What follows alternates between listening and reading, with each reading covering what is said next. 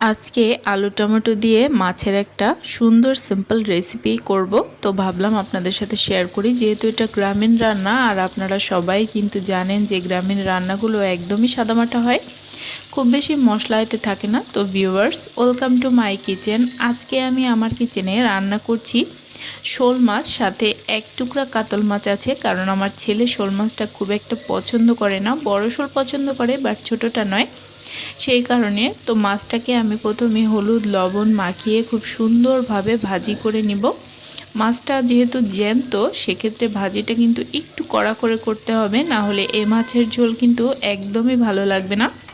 আমি আজকে মাছের ঝোলে ব্যবহার করব চেরি টমেটো। টমেটোগুলো আমার ছাদ বাগানে ছোট্ট দুইটা গাছে হয়েছে, দেখুন কত সুন্দর দেখতে লাগছে, অনেক কিউট কিউট কিছু টমেটো। তো এগুলো আমি আজকে বিকালে তুলে নিয়ে আসলাম, তো ভাবলাম আপনাদের সাথে একটু শেয়ার করি, আশা করি আপনাদের ভালো লাগবে। তো আমি টমেটোগুলো কেটে নিব, খুব সুন্দরভাবে ধুয়ে কেটে নিব, সাথে একটা আলুও দিব। এইদিকে আমি আমার মাটির চুলাটায় ভাত চাপিয়ে দিয়েছি।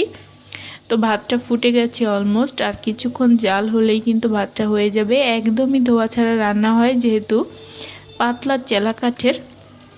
যাই হোক, এদিকে মাছটা আমার ভাজি হয়ে গেছে, মাছটাকে আমি এবার নামিয়ে নিব। বাইরে প্রচুর বৃষ্টি হচ্ছে, সাথে মেঘ ডাকছে, হয়তো সাউন্ডটা শোনা যেতে পারে, বাট আপনারা একটু অ্যাডজাস্ট করে নেবেন। তো মাছটা আমি যে পাতিলে মাখিয়েছিলাম তার পাশেই রাখলাম। এদিকে আমি আলু টমেটোগুলো কেটে সুন্দর করে ধুয়ে নিয়েছি। এবারে ওই মাছ ভাজার তেলের মধ্যেই আমি দিয়ে দিচ্ছি রাঁধুনি ফোড়ন। জ্যান্ত মাছে আমাদের এলাকায় কিন্তু রাঁধুনি ফোড়ন ব্যবহার করা হয়। এবারে আলু আর টমেটোগুলোকে আমি দিয়ে দিলাম তেলে, খুব সুন্দর করে এগুলো ভাজি করব। তবে এই সময় কিন্তু কোনোভাবেই লবণ অ্যাড করা যাবে না, তাহলে টমেটোগুলো থেকে জল ছেড়ে দিবে আর টমেটোগুলো খুব বেশি সেদ্ধ হয়ে যাবে, যেটা খেতে ভালো লাগবে না।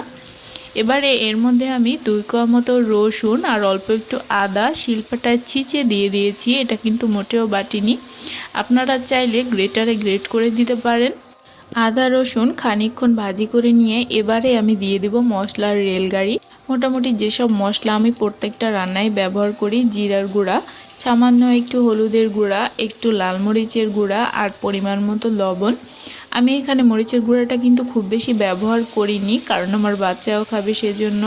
যখন মশলাটা কষানো হয়ে গিয়েছে, আমি এর মধ্যে কিন্তু জল সহ ভাজি মাছটা অ্যাড করে দিয়েছি, কারণ জ্যান্ত মাছ, এটা একটু বেশিক্ষণ জাল হবে। এরপরে এর মধ্যে আমি দিয়ে দিচ্ছি 2 টুকরা গোটা দারুচিনি। আপনারা চাইলে পেস্ট করে দিতে পারেন, তবে আমার কাছে মনে হয় গোটা দিলেই বেশি ভালো হয়। এবারে একটানা জাল দিতে হবে 10 থেকে 15 মিনিট মতো। রাতের বেলা যেহেতু হয়তো ভিডিওটা একটু আবছা আসছে, কালারটা ঠিকমতো বোঝা যাচ্ছে না। তো আমি আপনাদের সাথে আগেও যেসব রেসিপি শেয়ার করেছি, আপনারা যারা রেগুলার আমার ভিডিও দেখেন তারা জানেন আমি কিন্তু ভিডিওতে খুব একটা এডিট করি না, কারণ সত্যি বলতে আমি কিন্তু ভিডিও খুব ভালো করে এডিট করতে পারি না। কিন্তু এটুকু বলতে পারি, যদি আপনারা এভাবে কাঁচা পাকা টমেটো দিয়ে আলু সমেত যদি এরকম জ্যান্ত মাছের ঝোল করেন, একবার যদি রান্না করেন, তাহলে কিন্তু আপনারা এর ফ্যান হয়ে যাবেন। তো রান্নাটা আমার কমপ্লিট, আমি এবার ঢাকা দিয়ে দিচ্ছি। এবারে ফাইনাল লুকটা আপনাদেরকে দেখাচ্ছি। দেখুন, আমি কিন্তু সত্যি এখানে কোনো কালার অ্যাড করিনি, যেহেতু পাকা টমেটোর সুন্দর একটা কালার এসেছে। কেমন লাগলো আজকের রেসিপিটা অবশ্যই জানাতে ভুলবেন না। ভালো লাগলে প্লিজ একটা লাইক করবেন। সবাই ভালো থাকবেন, সুস্থ থাকবেন। ধন্যবাদ সবাইকে।